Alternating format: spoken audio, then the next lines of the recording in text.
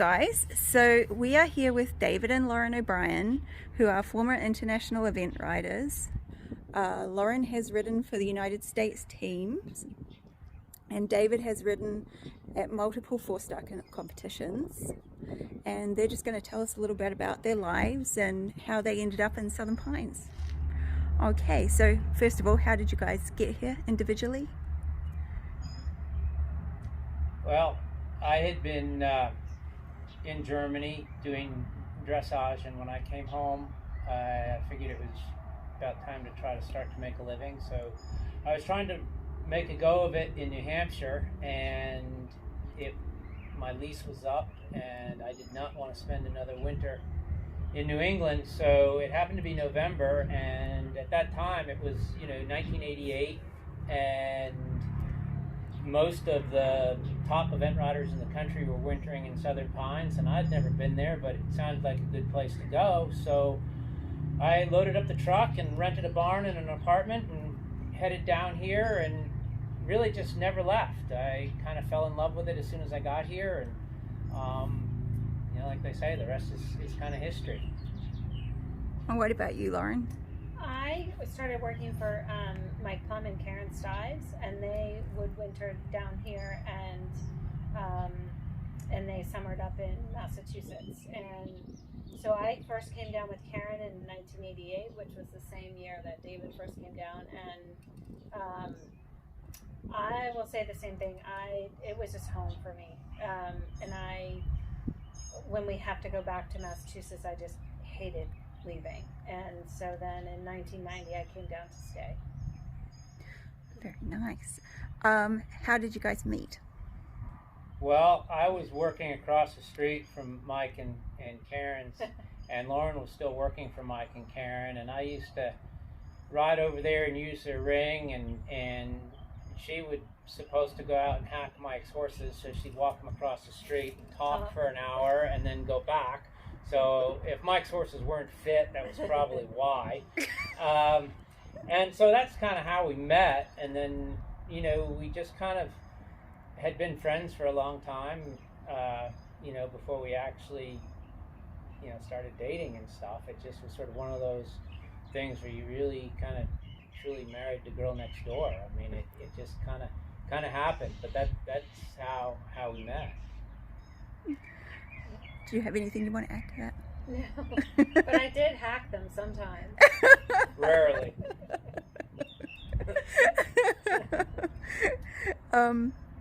Okay, so how did you go about sort of like, once you were married, amalgamating your businesses together and sort of deciding what you were going to do with the business? They were quite separate for a while. While we were dating, they sort of stayed.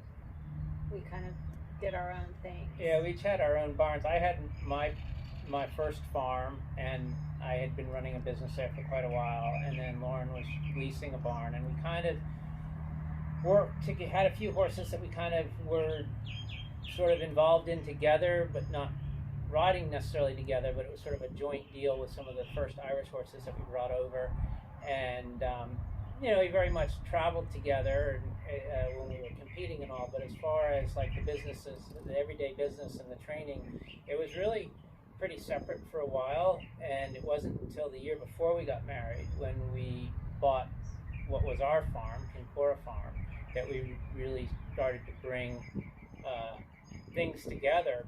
And it wasn't ever really that difficult, because like I said, we had known each other for so long, and we kind of knew what each one, tendencies were. And for me, it made life a lot easier, because I basically relinquished all barn management after running my own place, and Lauren kind of did all that and is much better at it than me, and so it kind of blended pretty easily. I mean, we still very much had our own horses, which we never really shared horses. We had very much had our own horses, and we had some students that were her students, and some students that were my students, and some students that were both, and it just kind of evolved. Really, I mean, there was never really a planned strategy. It just kind of gelled. I think the Irish horses kind of started us gelling, and then it just, once we were in the same place, it was pretty seamless. All right. Of your top horses, do you have one or two that are favorites?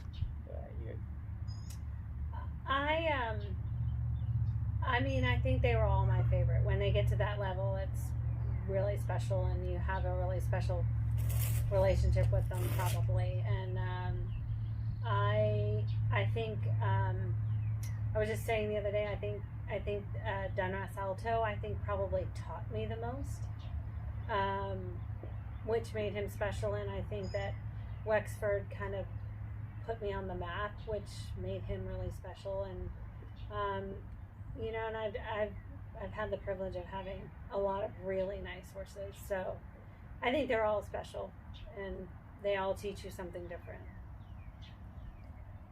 Same question. Well, similarly, I mean, you know, you ride over the course of a lifetime, you ride so many horses, and when it's all said and done, you do look back and think, wow, I was really privileged to be able to do that. But if you're going to pick two out, it would be Indio, Iditarod, and Red, Fox in Flight, and for very different reasons. Indio was never meant to be a top-level horse. I was out west with my friend Bobby Stevenson, who's from Wyoming, and we were buying some horses to bring back here to sell, some young horses. And he was a horse that was in a string of polo ponies, and he was only a 3-year-old, and he seemed really quiet, and he wasn't very expensive, so we bought him to be a hack horse for my father. And when we got him back here, the girl that was working for me was like, you know, something's really wrong with this horse's skin. He's got the weirdest skin I've ever seen. I'm like, what do you mean it's weird? She's like, well, it's all bumpy. And so, he was infested with ticks.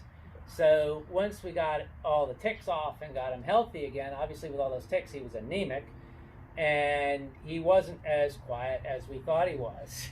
And so the idea was to try to get him a little bit broke and sell him, but the problem is for the next 18 months, I couldn't stay on him. He just kept spinning me off and bucking me off and running away, and you know, he got better and better. And to make a long story short, by the time he was 8, he did the 3-star at Fairhill, and turned out to be a great horse. And I sold him on to Teresa Laughlin, who bought him to do she wanted a horse she could go preliminary on. And again, to make a long story short, she ended up doing the 4-star at Kentucky with him. So that was just very special to kind of watch that all, you know, and be a part of it. And he was just an amazing individual. And then Red, you know, he was probably the horse that I had the most success on, and he was just such a gamer. I mean, that horse always showed up on game day. He'd drive you crazy schooling him, but when he showed up to compete, he was always there. He just, you know, never gave up, and that's something that you really, you know, start to appreciate. So those, out of all the horses I've ridden, those would be the two that, you know, would really stand out. And sort of a segue into that, when you're both talking about those horses, I know from knowing both of you that none of those horses were easy, and you've sort of highlighted that with those two a little bit.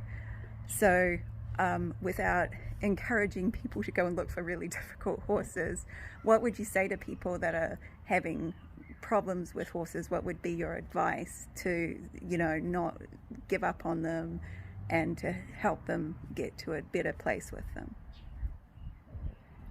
I think one of the things that was a revelation for me in my life as a rider and a trainer was when I was in Germany, and Walter Christensen taught me that a horse, whatever a horse does, he's doing it for a reason. You may not know the reason, and you may never know the reason, but there's always a reason. So if you've got a horse that's a little tough, you've got to start to think to yourself, why is he tough? What's causing this? Where is it coming from? And you've got to ask the question, and you've got to start to be willing to think outside the box a little bit, and keeping it, you know, within the parameters of normal training. But those are big parameters. There's a lot you can do. And then being compassionate. I think you have to be, you have to kind of try to look at things through the horse's eyes and be compassionate to their needs, because they will tell you exactly how to ride them and train them. You just have to listen to them, and that's probably the biggest thing, is to learn how to listen to them, and they will tell you exactly how to train them. You just have to be tuned into it. What about you? I know especially Dunross Alto could be quite difficult. Yeah, I mean, I think the same way. I think horses always have a reason, and I think, it's not called a partnership for nothing. It's 50-50, and they're individuals just like we are. They have strengths, they have weaknesses, just like we do. They have good days, they have bad days, and I think it's just I think it's finding what makes them tick, and I think it's finding how you can introduce things so that they know it and love it.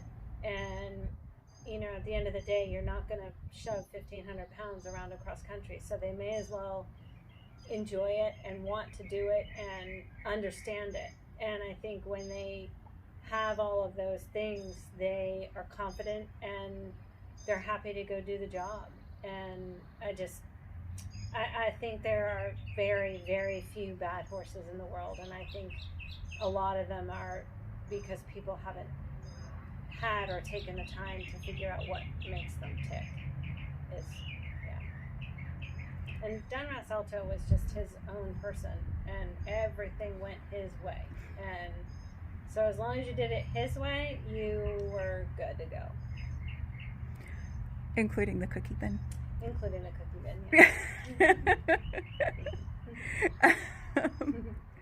yeah.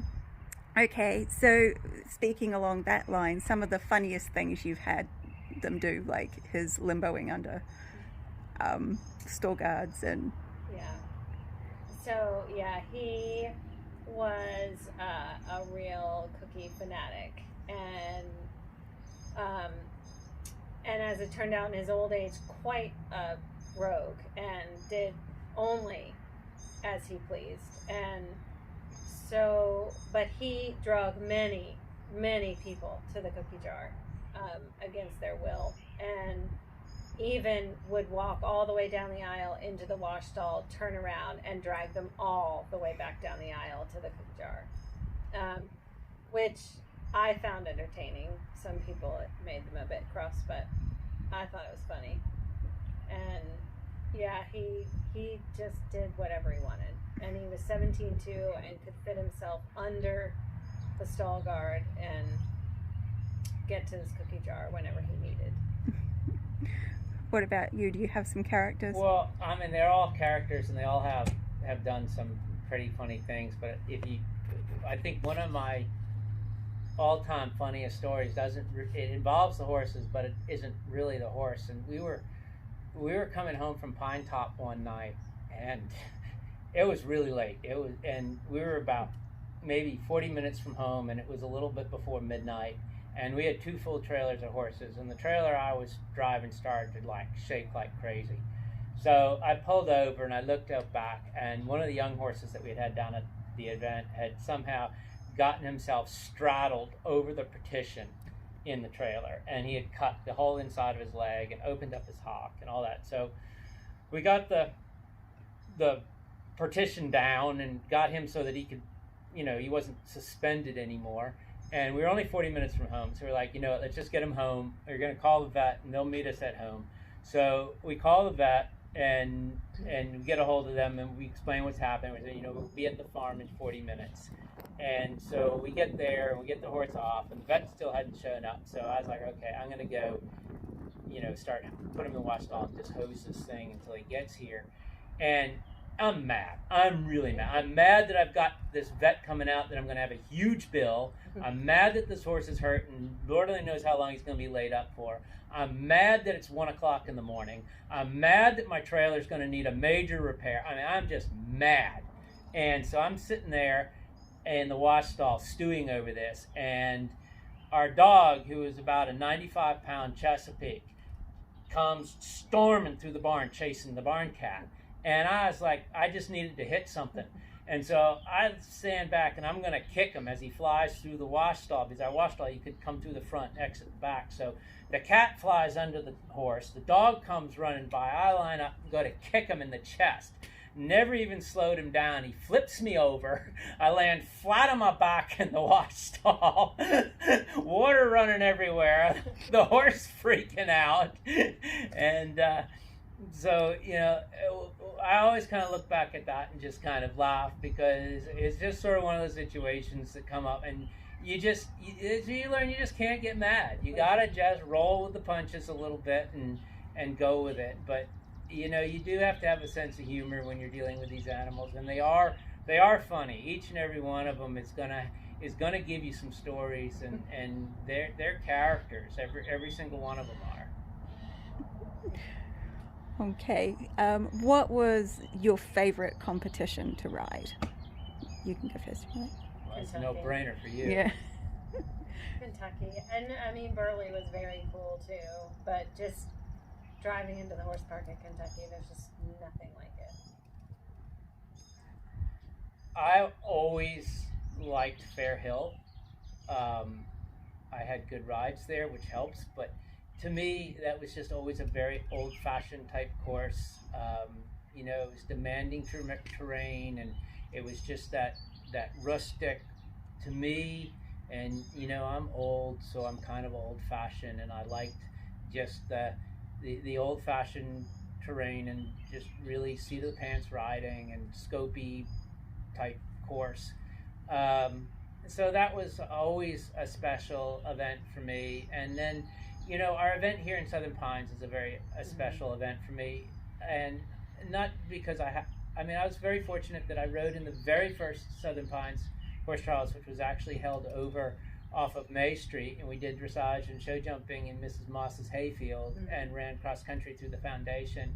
And it was just special because it was such a grassroots event surrounded around the community, and that's what's kind of filtered through and is what ultimately produced the Carolina Horse Park.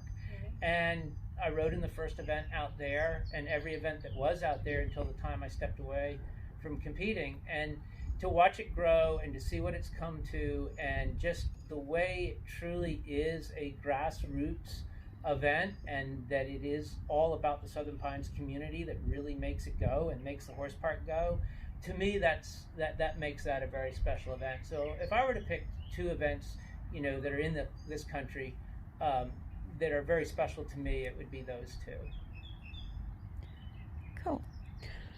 What do you guys like the most about living in Southern Pines?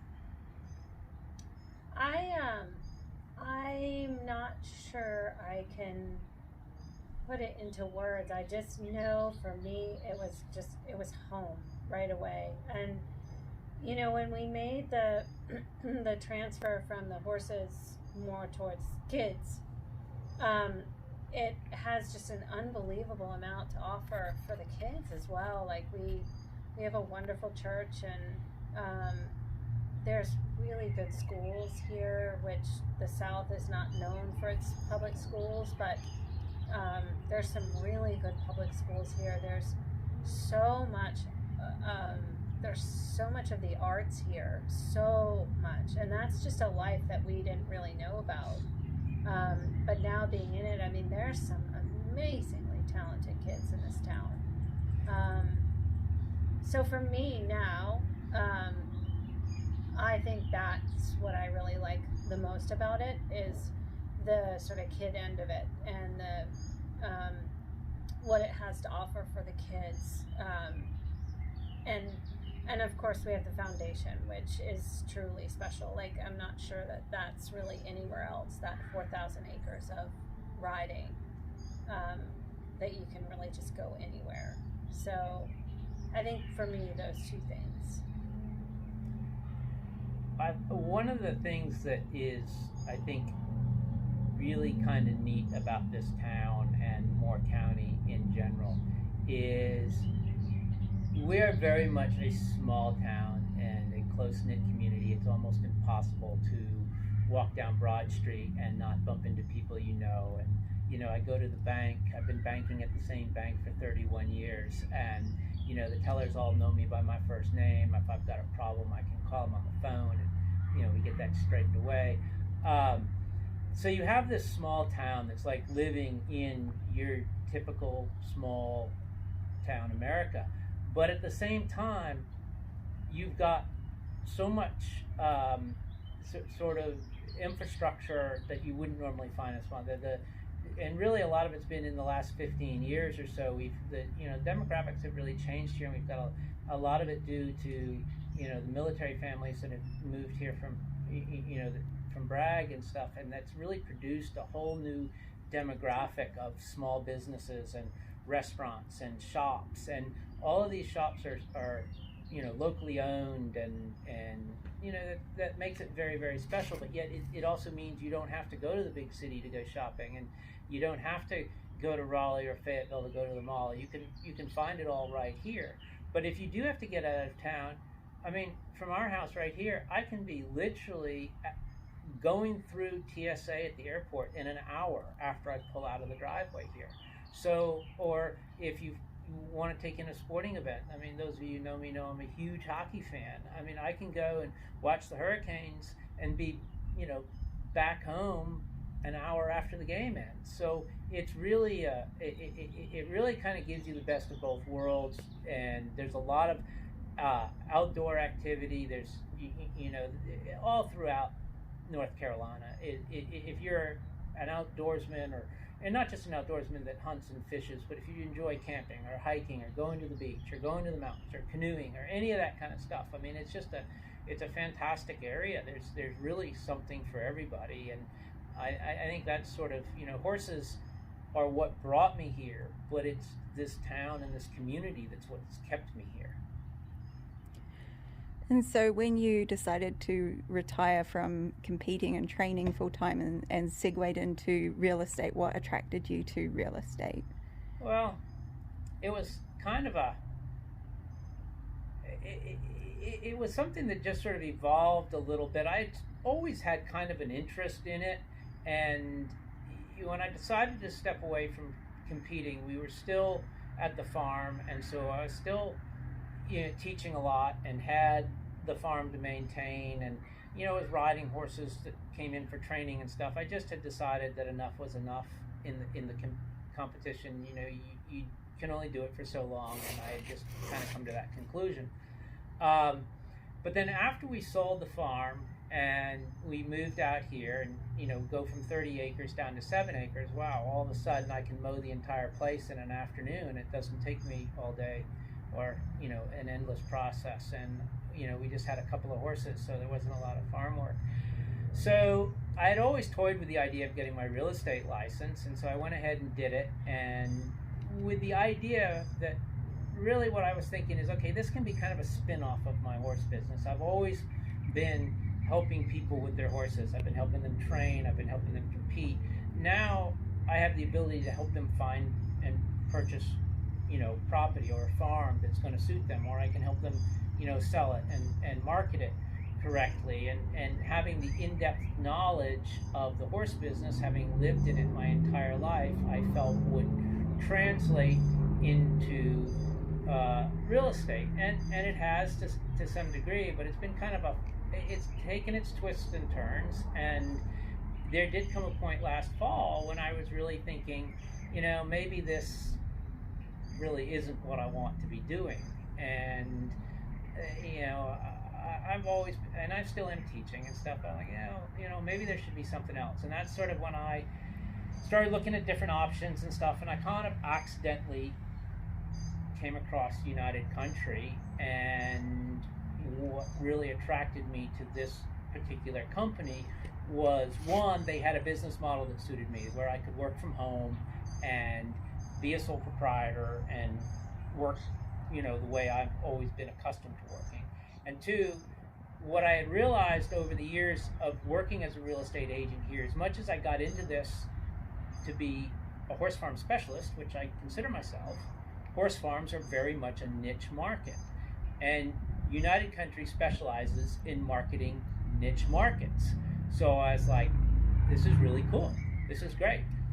this may be a perfect fit. And then, it just goes a little bit further than that. They have several niche markets, and they specialize in small towns, and pretty much anything but your normal traditional urban real estate. And I was like, well, this is a great fit. And then as I got further involved, I found out about the Realtree option, and it allows me to market hunting properties, which is one of my other passions. So it was something where I could start to, they say that if you're passionate about what you do, you'll never work in a day in your life. So it allowed me getting into real estate has given me a way to continue using my passion for these things like horse farms and land and hunting and helping people solve a problem. I mean, that's a lot what it is too when you help a client. Is you help somebody solve a problem with a horse. You help somebody solve a problem with a house, whether it's trying to get it sold or trying to purchase one. It's really about problem solving more than anything else. And once I started to realize that, then it worked really well, because I'm not a salesman. And for a while I was thinking, why am I in sales? I'm not a salesman. I don't give a sales pitch. That's not my style. But then when I started to realize it's really, houses will sell themselves. You don't have to be a salesman. You have to be a problem solver.